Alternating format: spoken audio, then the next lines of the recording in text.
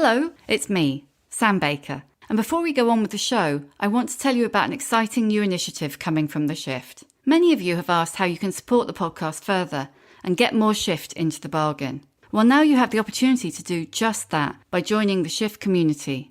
You can go to steady.media/The Shift and become a member of The Shift. In return for supporting the podcast, you'll receive exclusive weekly newsletters, community membership, and plenty of other perks aimed at bringing us all closer together. That's steady.media/The Shift.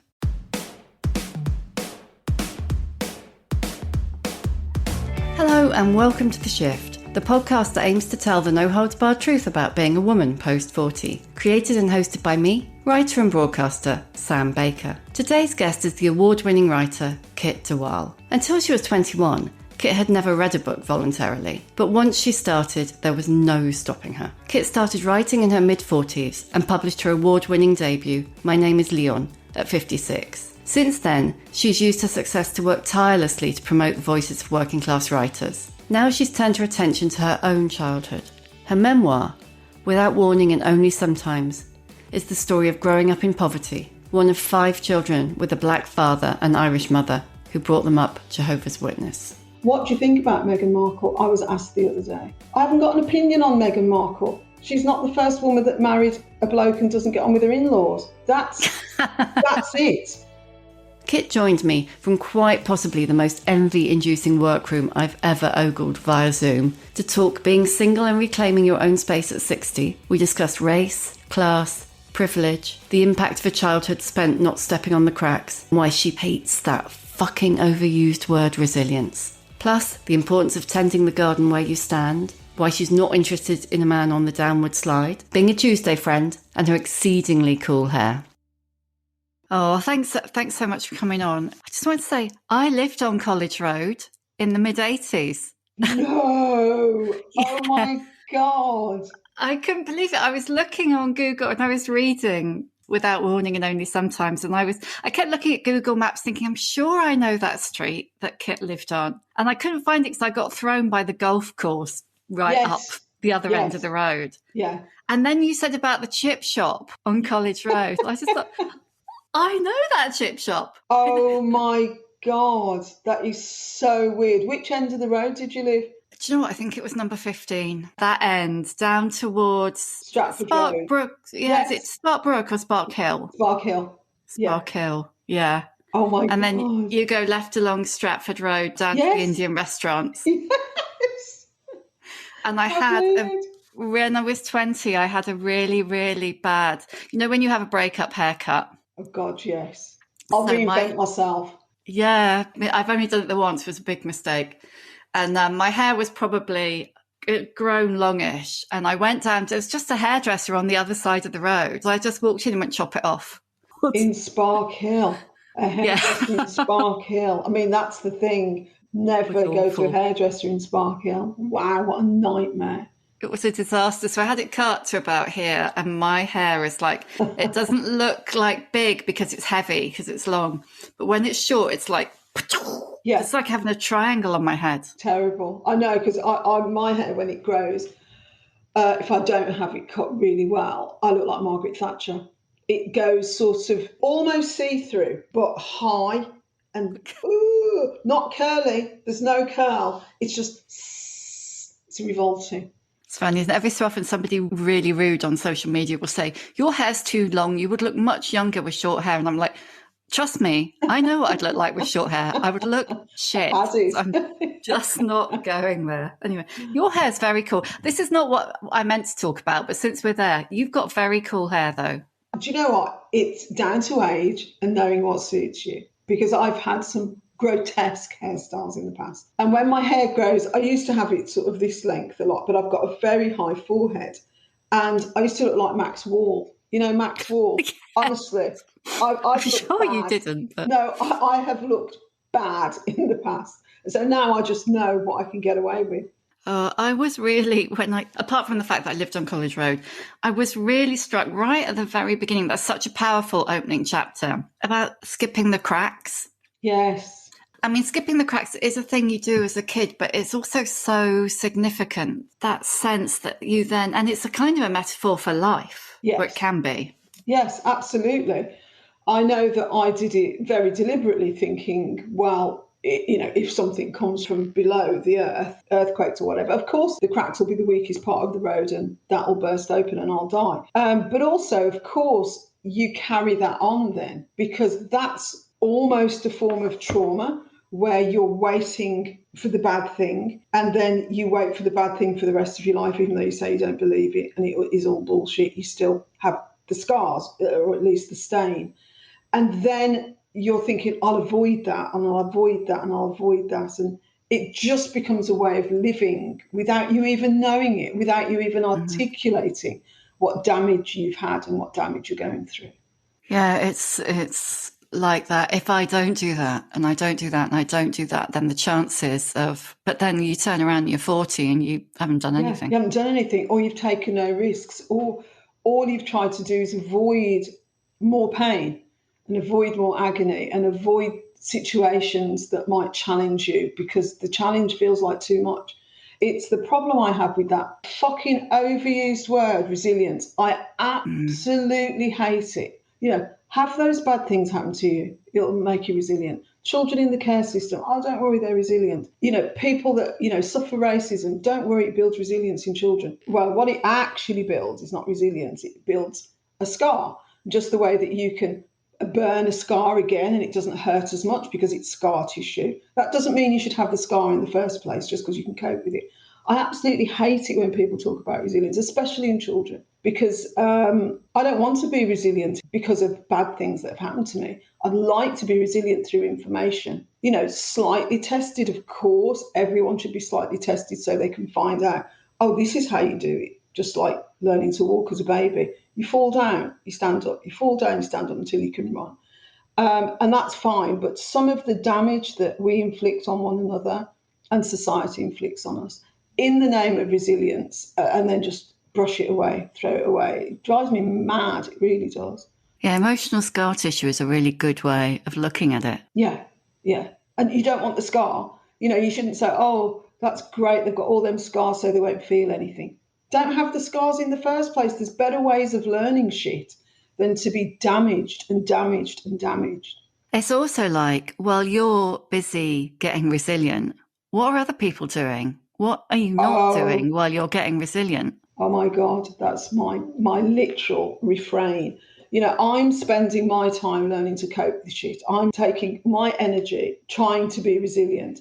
You, on the other hand, who's not being scarred, who's not being damaged, you will go on and spend all that emotional energy, not self protecting, but having a great life or having adventures or learning to bungee jump, other ways of being resilient, other ways of being tested that are much more positive, much more nurturing. It's not to say that we should wrap one another in cotton wool or wrap our children in cotton wool, but there are really healthy ways of helping people come to knowledge and avoid things and, suffer somewhat and get over it. You could say it would be like a breakup. Everyone should have their heart broken once. For a start, you won't understand any pop songs if you don't have your heart broken. So at least have your heart broken at least once. Would you want that to be because of coercive control, domestic violence? There's ways to have your heart broken. Really healthy ways to have your heart broken. I went out with him, or I lived with that guy, or my husband got divorced.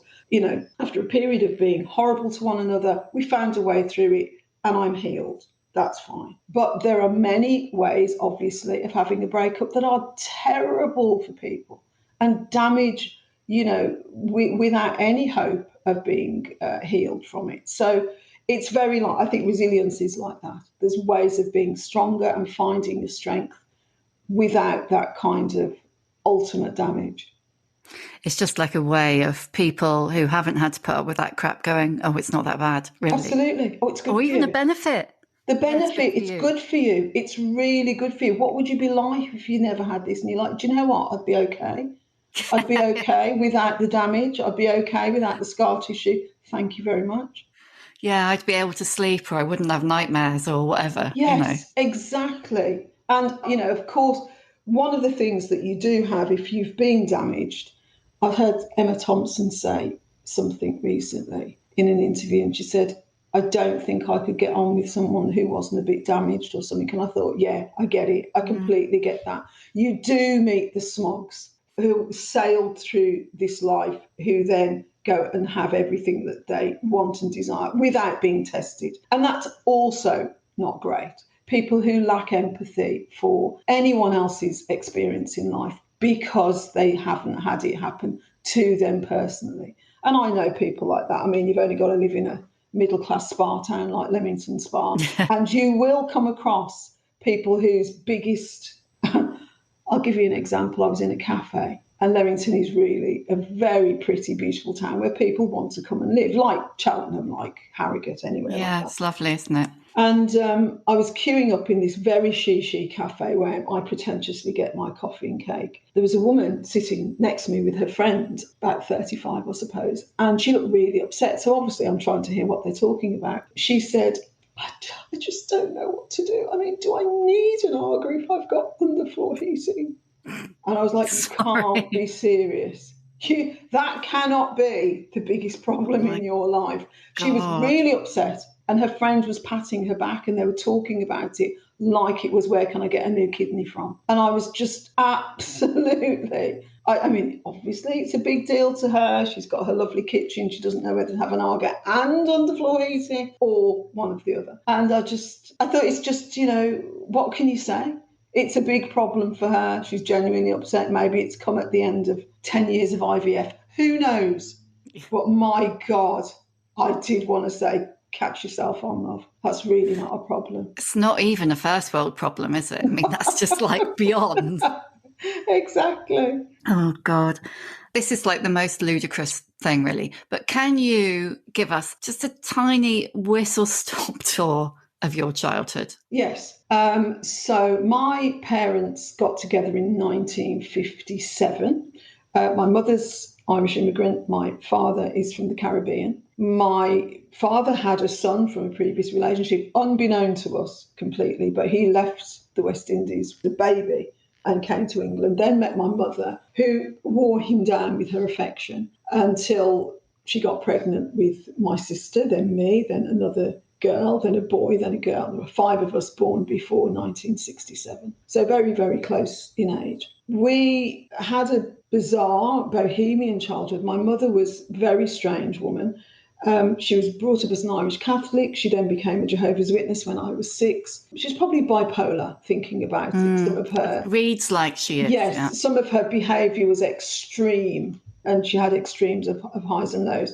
Once she became a Jehovah's Witness, our life became one of, religious oppression, basically. Well, religious oppression for my mother. My father was like, I'm living somewhere else. In his head, he was back in the West Indies, waiting to go back to the West Indies. That was home. That was the focus of his life. He saved all his money and was building a house in the West Indies and furnishing a house in the West Indies. So we were brought up as very poor, very, very poor, because my father had spent no money on us whatsoever. So my mother had to clean.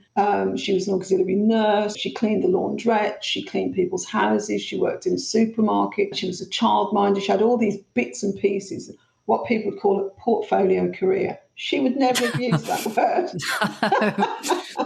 Yeah. She had these bits and pieces of jobs that brought in bits and pieces of money, like running a catalogue. And she clothed us and fed us as best as she could, which was appallingly badly because there were 5 of us. We were also really intelligent. And that's a freak of DNA between my parents, because neither of them were. They were almost willfully ignorant about the world. They didn't want to know. They didn't want to know about politics. They didn't want to know about anything. They would never, ever, ever help you with your homework, for example, but they'd expect you to do it. Not unusual at the time, I would say.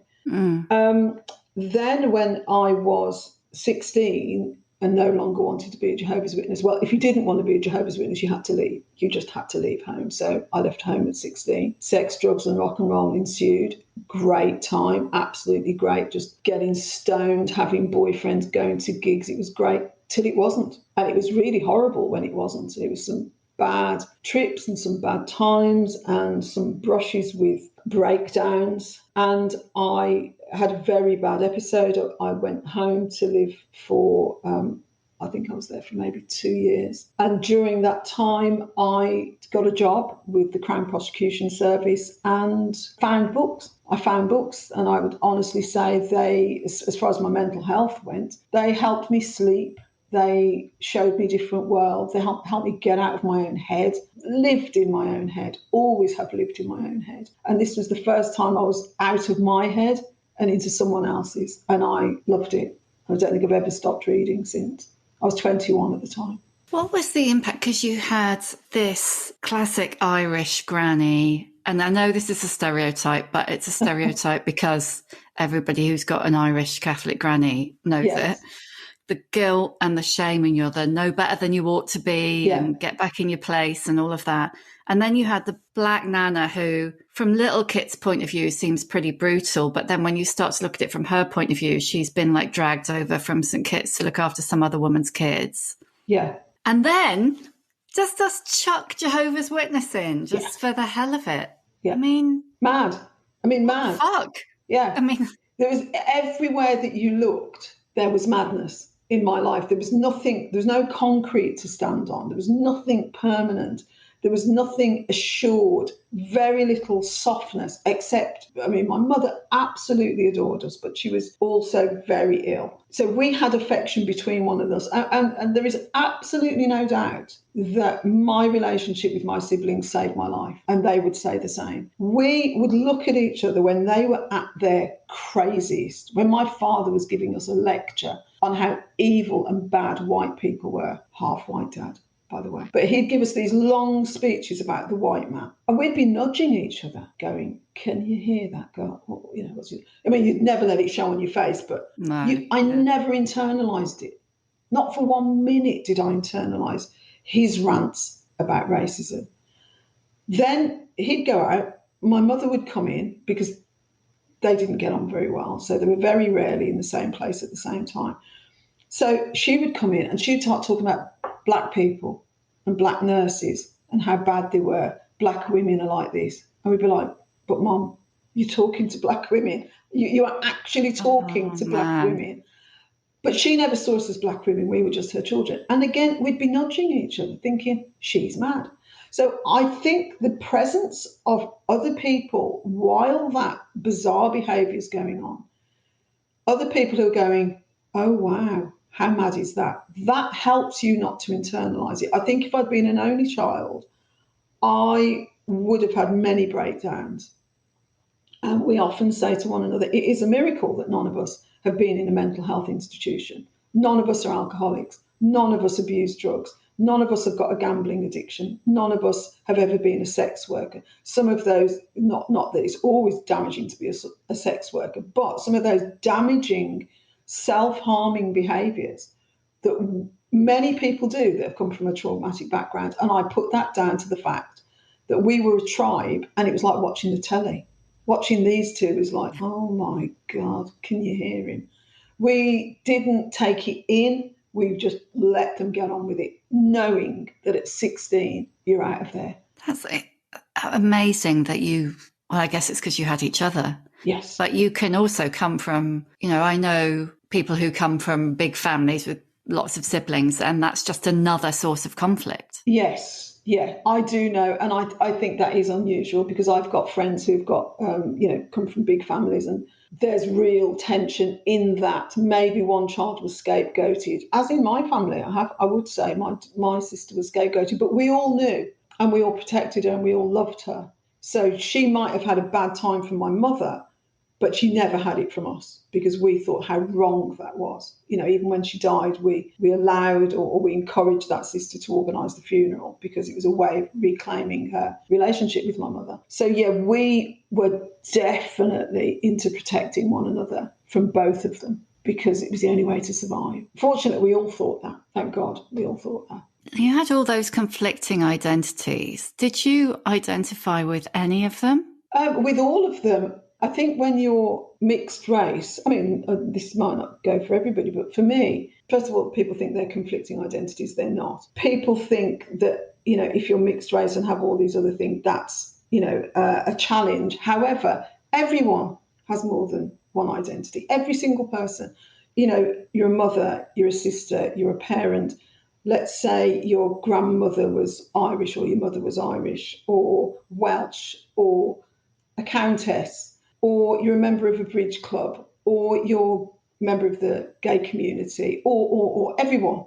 Whether you're mixed race or not, everyone has lots of identities. They're just a bit more extreme in my case, because in a time when there were not many mixed race people at all in the country, we were mixed race, so we would regularly have people say, "Oh, your dad's black, and your mum's white." I mean, people used to say quite openly, "Neither fish nor fowl." So many times they'd say that. Oh my God. And just think it was an okay comment. Half breed, we were called many times. So obviously the racism was strife, but racism was also strife against Irish people. So it's not as though the white part got any kind of a free pass, because there was the Irish racism, there was the black racism, and then we were Brummies. We were English children that laughed at Morecambe and Wise and, get all the English jokes. And we also lived in a quite on the edge of a very middle class area where there were huge Victorian villas and mansions. And so the children that we went to school with were the children of lawyers and doctors. So quite upper middle class. And that was another identity that we had, because we were, clever English children. We were poor Irish children. We were odd black children. That in the black community, we were mixed race, and that was also an unusual thing. Then we were Jehovah's Witnesses, which sort of shat on everything. That's just like, it's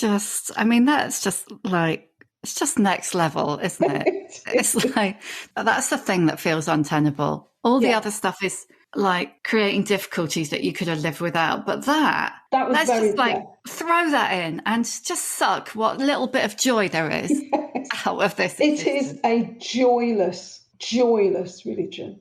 So if there is celebration on the annual calendar, we could not do it. And it's not just we'd rather you didn't do it. It was a sin. You couldn't do it. The equivalent of excommunicated, which is called disfellowshipping. You could not have Pancake Day. No Pancake Day. I hadn't even thought about that. So there would be no Guy Fawkes Day, no Halloween, no Christmas, no birthdays, no Mother's Day, no Father's Day, no Pancake Day. No St. Swithin's Day, say, where you couldn't mention the fact that it's going to rain for 40 days and 40 nights. You just couldn't mention anything to do with the saints. So if Midsummer? Oh, God, no, that's pagan. Oh, God, yeah, sorry. What was I thinking? No. Idiot. So if there is a celebratory aspect to any day of the year, you can guarantee that as children, we could not mention it, let alone participate in it. You didn't mention it. We didn't mention the word Christmas in our house. You couldn't mention Christmas. My mum would cry. It was just Wednesday. December the 25th was Wednesday. Oh. Boxing Day was Thursday. There was no Christmas tree.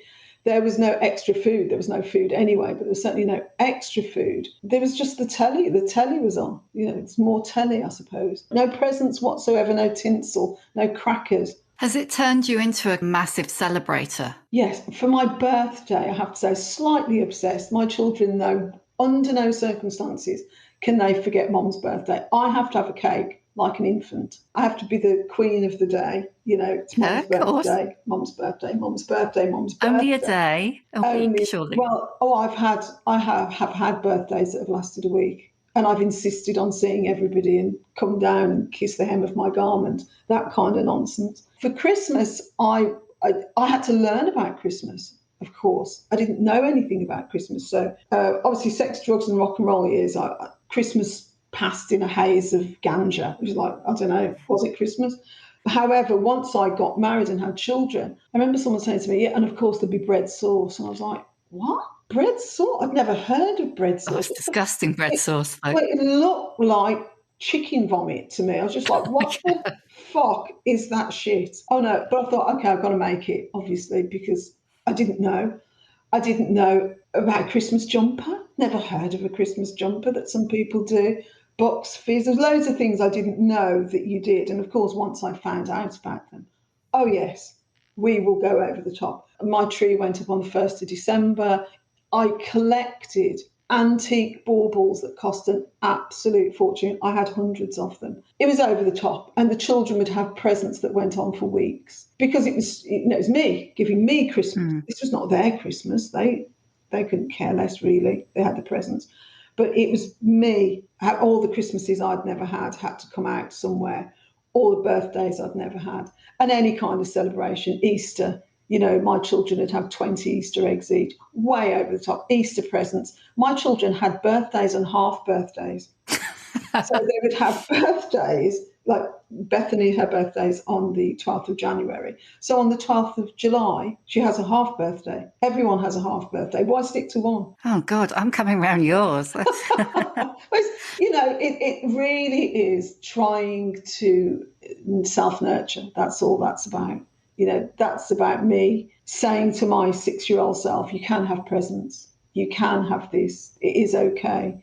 Let's celebrate. And of course, you can never actually do that. You can never reach back through time and make it okay. You can only understand and say, that was shit and I'm okay and it shouldn't have happened, but I'm okay. And that's basically what I do now. Hardly have Christmas now. I got it out of my system when I had children. What happened at 21 that's a flicker? It seemed like a big switch flicked at 21. Yeah, definitely. Through taking a lot of drugs, I had a very bad time. It was a combination of a lot of things. I believed when I was 16 and I left home that Armageddon would come and I was going to die. Even though I would have told you I didn't believe Armageddon was going to come, I did. And so I had to cram in. Once I left home, I had to cram every bit of badness in because, Jesus Christ, I'm going to die. And if I'm going to die, I'm going to die for something. So what's that? I'll have that. I'll do that. I'll go there. I'll do that. I'll sleep with him. There's no holds barred because I'm going to die. And, what is it? Hung for a sheep as a lamb. That was my attitude. And of course, you leave home at 16. By the time I was 21, I was fucked.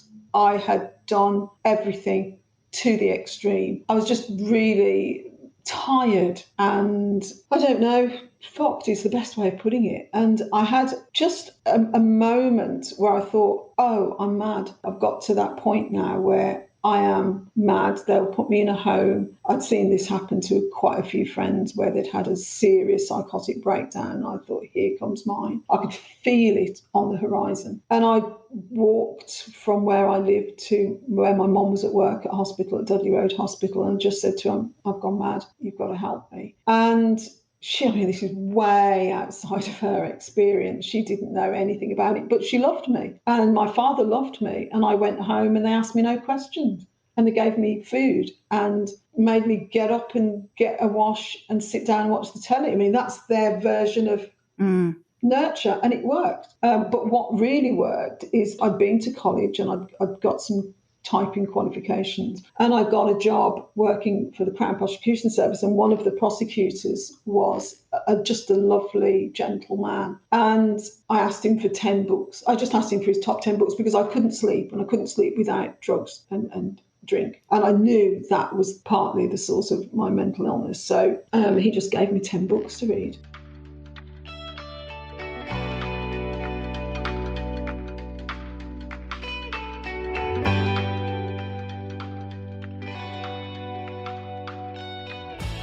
They were terrible books now that I look back. They were just terrible. Very serious, worthy classics, weren't they? And very military. The Siege of Krishnapur. You don't read that book unless you have to. 3 Men in a Boat, The Riddle of the Sands, The Red Badge of Courage. There's 4 or 5 there that are completely, War and Peace, almost completely about war. But they weren't all like that. And anyway, I didn't care because I was immersed. And I was reading about the battle and when he retreated 4 miles and then this happened and that's a squadron and that's whatever. I just really got into them and lost myself, stopped shaking, was able to sleep. Sometimes I'd sleep till it was light, many times. I'd sleep till it was light. And my insomnia comes from those times. And then in there was Madame Bovary. And in that group of 10, there was Thérèse Raquin. And I was like, oh, right. And in there was Graham Greene, I think, or eventually there was Graham Greene. And I just thought, okay, I found something where I can lose myself, where I can not think about existential things that can bring me down to a farmhouse in Rouen in 1910. And this girl sitting and thinking about her future, I was like, yes, I'm there. I get it. And that was a massive switch in my life, because I began to read like my life depended on it, and probably my life did depend on it. And I found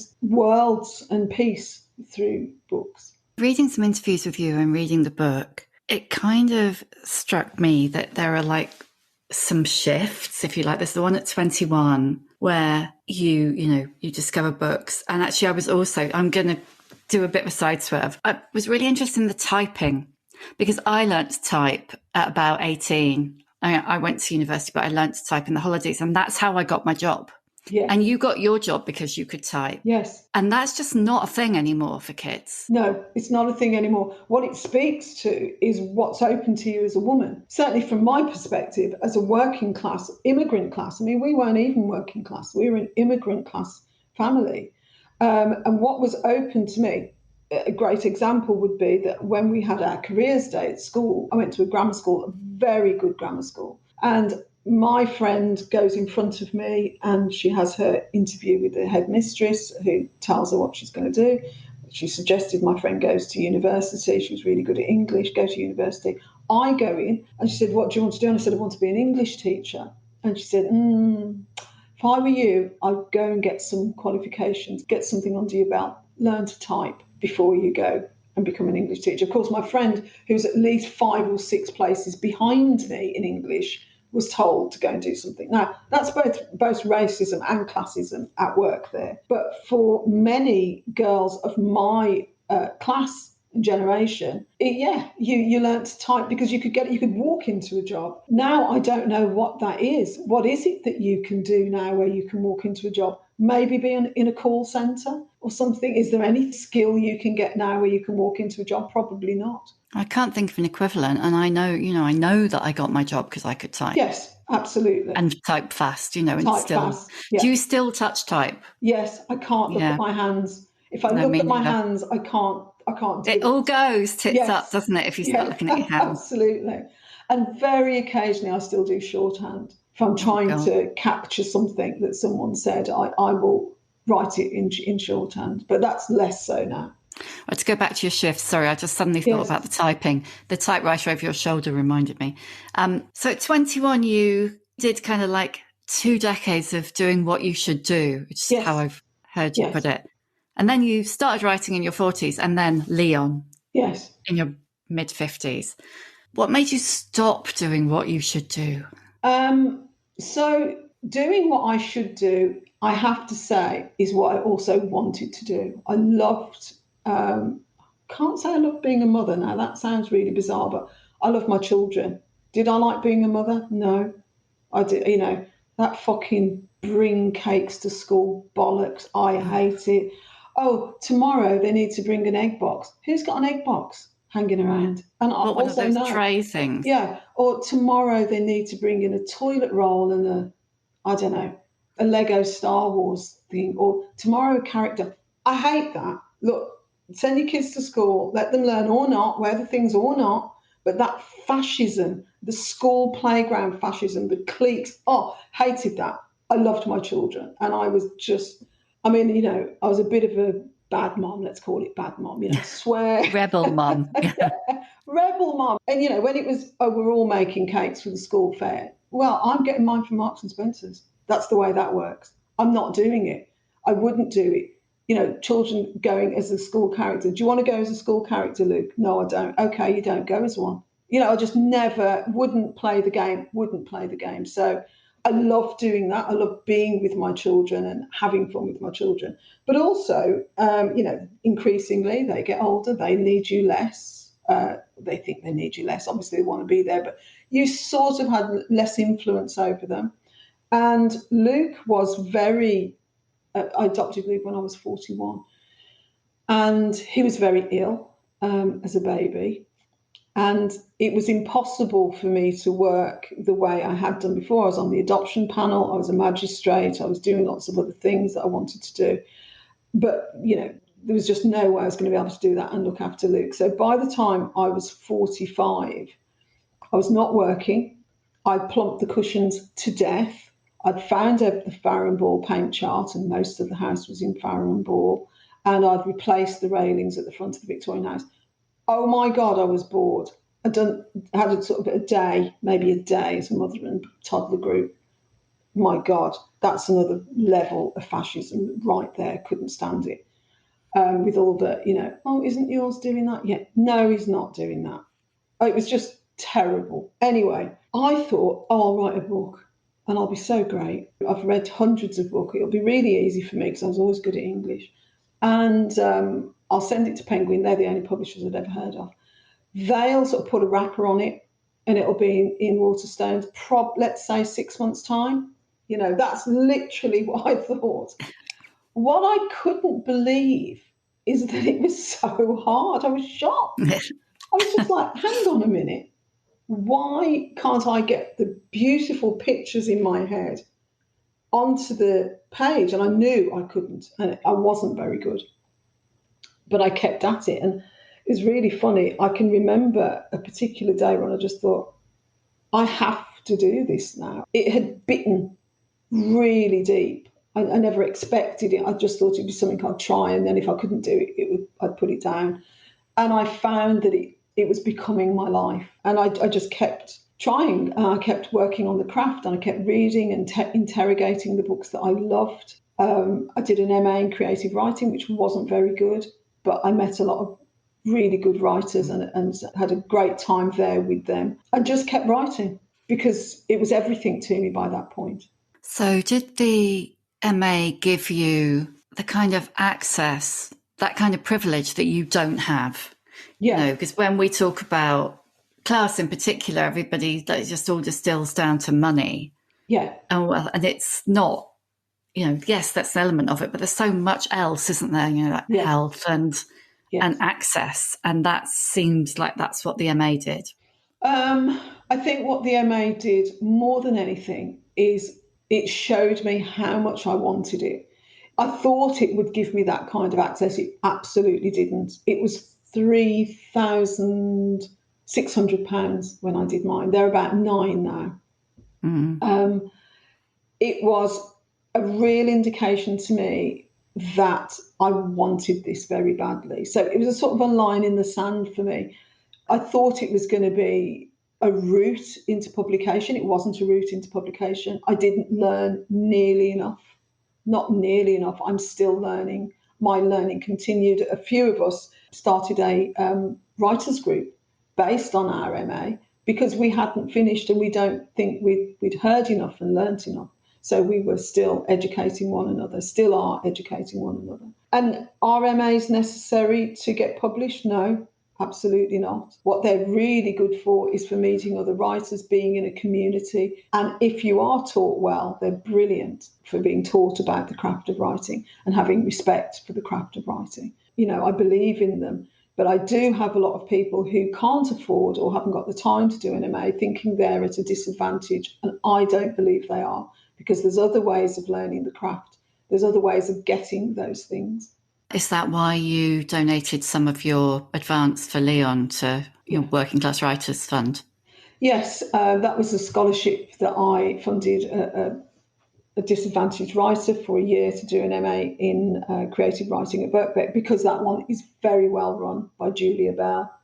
And also, when I first started the scholarship, I was determined to call it the Fat Chance Scholarship, because I would say to other writers, people I knew, I'd say, look, do an MA in creative writing if you really want to learn the craft, And they'd say, yeah, fat chance. I haven't got £3,500 or £7,000. But anyway, we called it Kit de Waal Scholarship just for publicity reasons.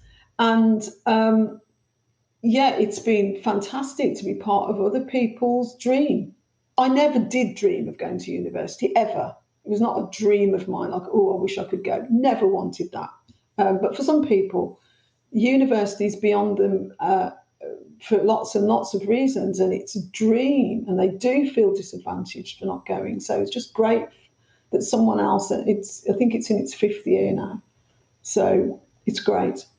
I was really interested in the way that you're, at a point we're all supposed to like get invisible and vanish and stop bothering society with our stupid ideas.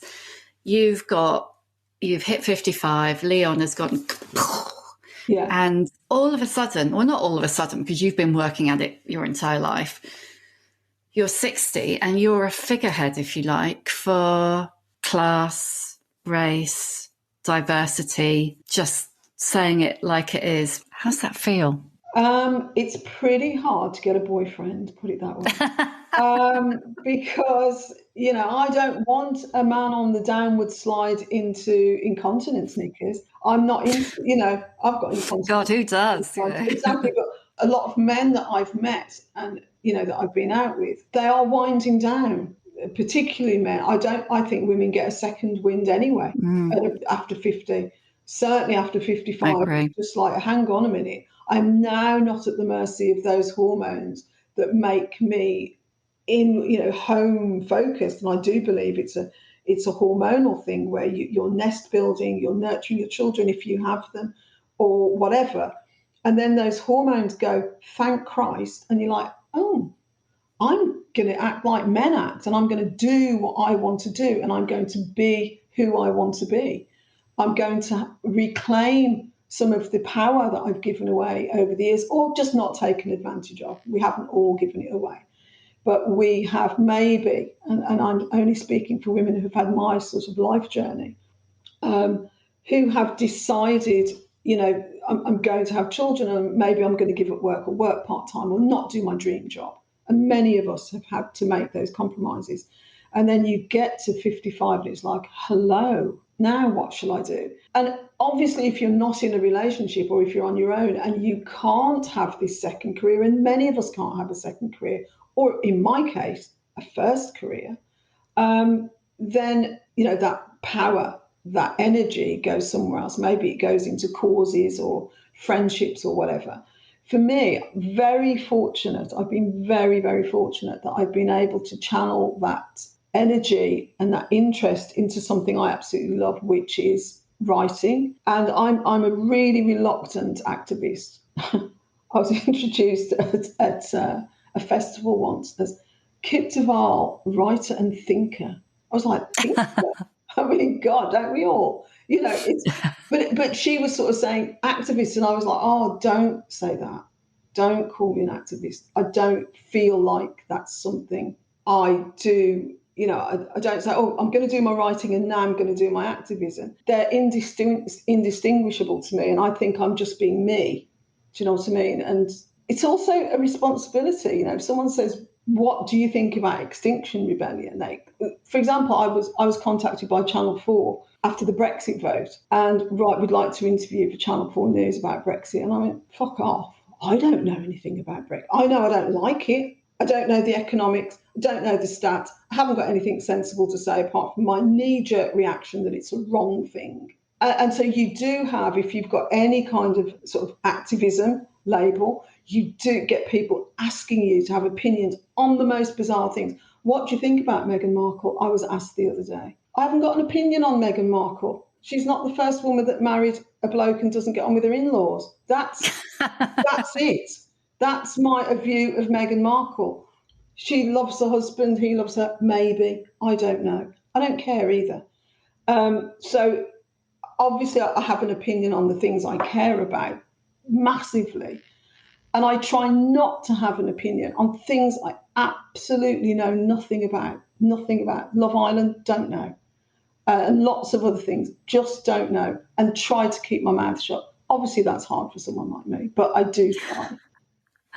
But that's the kind of culture now, is that, well, if you've got an opinion on something, then you must have an opinion on everything. Yes, yeah. And on things that you can't possibly know anything about. I don't want to have an opinion. I don't want to spend my time and my energy and have that diverted into nonsense. And even if it isn't nonsense, let's say Extinction Rebellion, absolutely great. Are they right to stop traffic on the M25? I don't know.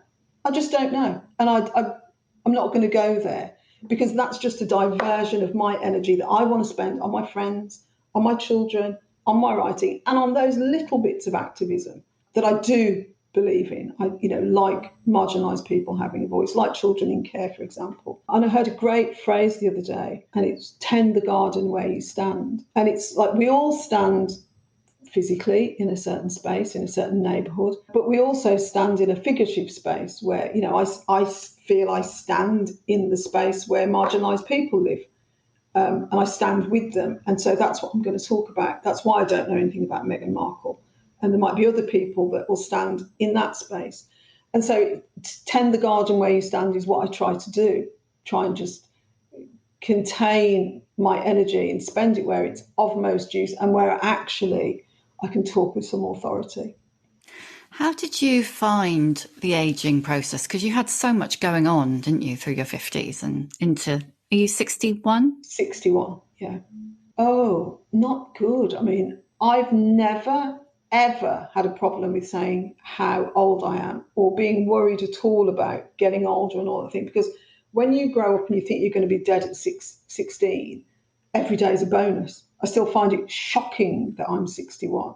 Really, really shocking. But So was Armageddon meant to be 1976? 75, 76, around that time. But most definitely, I was never going to leave school. That's what I was told, very certainly. So every day, every year, every birthday is a bonus.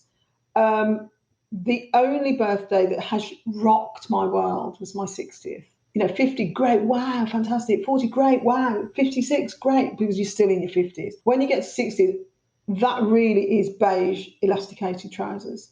That's a different world. No longer can you say you're middle-aged. 60-something is not middle-aged. That's a different category on the tick chart. So have I got a problem with it? Not really, but it has, I'd say it's more affected me being 60 and being single. And I would love to have a relationship, but I don't think that's going to happen. People always say, oh, you go to all these events, you must meet loads of people. No, you don't. No, you don't meet loads of people. And I'm not gay. So, and the publishing industry is very, very populated by women. So no, I don't meet loads of people. So that's been an eye-opener. I wouldn't say I'm sad about it. I'm not sad about it, but I've definitely had to shift my thinking since I've been 60 into, okay, you're on your own. You're going to be on your own probably. Is this good? What about your health? What are you leaving your children? How much longer can I write? And the answer is, it doesn't matter what I leave my children, they're fine. And I can write for as long as I can type or speak. And it's all good, but that hasn't come overnight. That thinking hasn't come overnight. Because you still don't see loads of older women knocking around doing their thing. I think there are more all the time, but maybe I would think that now I am an older woman. But do you feel that you can look around and see inspiration or not? I think I'm seeing more inspiration. I'm seeing more women on adverts that aren't a size 8. That's great. I'm seeing more visible women who are disabled or who have had difficult lives or who represent the whole range of female experience. And that's great. That is good. And I get inspiration from that, even if they're younger. But being an older woman, for me, it can be, because of where I am in my career, it can be isolating. A lot of my friends are younger because many women, certainly the friends that I had when I was married, you lose touch with them when you're not married. There's a phenomenon I read about in America called when you're a Tuesday friend. You're not a Friday or a Saturday friend when you're divorced. That's so interesting. You're a Tuesday friend, because Friday, Saturday and Sundays for my husband or my children or whatever. But I've got a single friend that I see on a Tuesday, and it's a real phenomenon. It's a real fact that that's what happens. And I've noticed the difference. My husband left when I was 55, and I think I was finally divorced when I was 57. And it's a definite thing that me and my single or divorced friends talk about, that, you're the Tuesday date type thing. I don't mind that. But younger women, I think, don't have that as much. So I definitely get inspiration. I think younger women are fucking great.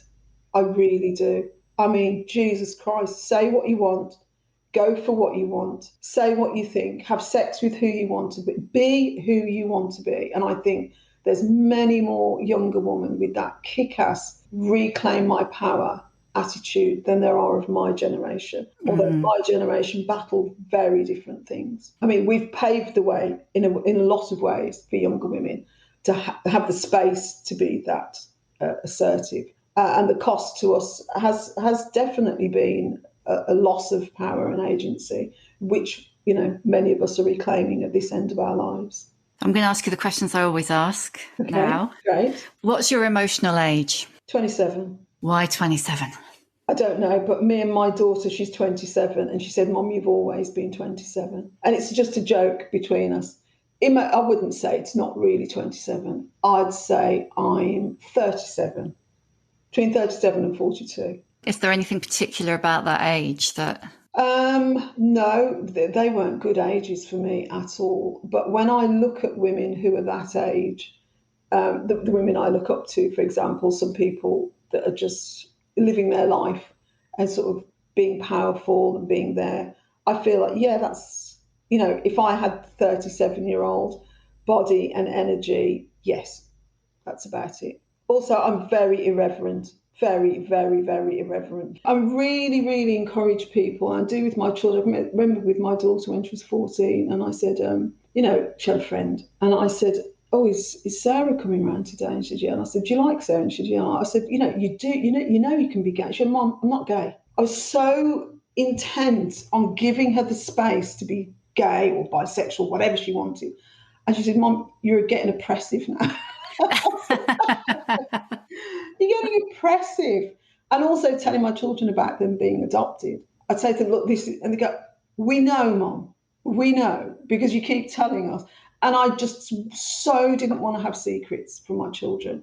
And I didn't want them to grow up in any way ashamed or conflicted about being adopted. Over the top. I mean, really over the top. But yeah, I think that's the way I sort of go at things, bull in a china shop. And I think that's the energy you have in your 20s and 30s. Give us a book recommendation. So it could be something that's been really significant to you with lots of battles, or it could be something you just read really recently that you loved. Okay, really recently, I read 2 books by Claire Keegan, which I'm holding up and I know you can't see. Yeah. One is called Small Things Like These. Which the other one's called Foster. Incredible, really short. You could read both of them in one day if you don't do anything else and don't go for a week. They're really, really good. What advice would you give younger women? Keep your friends. Good friends are really, really valuable. I'm always suspicious of someone I meet that has not got a friend from their 20s. All their friends they met 3 years ago. I'm like, why is that? My oldest friend I met when I was 5, and I still see her. And then all through my life, I've kept maybe only one for each 5 years, or maybe one from each decade. But I've got friends that know me good. They know me. They can call me out on my shit, or they can just be there, and I don't have to explain. So I'd say keep your friends, make friends, be a good friend, and keep your friends close. Who is your old bird role model? Emma Thompson. I like Emma Thompson. Great. She's just quietly subversive. She's just says what she thinks. And yeah, I like Emma Thompson. I like some of the quotes I've read. I've never met her, but I've read some of the things she said, and she seems to have a lot of humanity.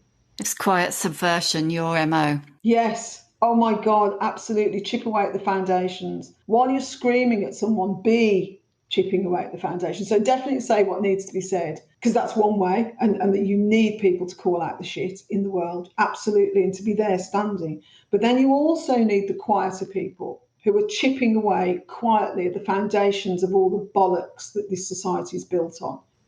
What's your superpower? I have the ability to laugh at anything, and it's really bad. It's both a superpower and a curse.